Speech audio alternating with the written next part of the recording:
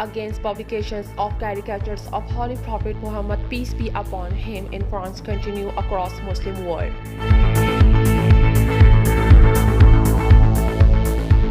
Spain imposes national nighttime curfew to curb COVID infection in country.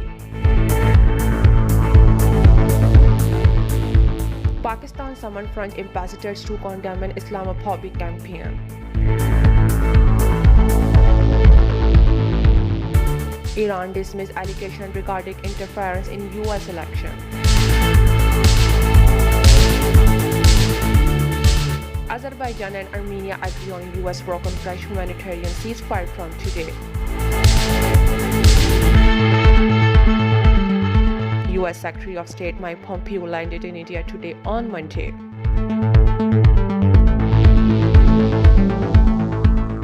Sri Lanka shuts parliament after corona cases detected. India's total coronavirus infection stood at 7.91 million today on Monday.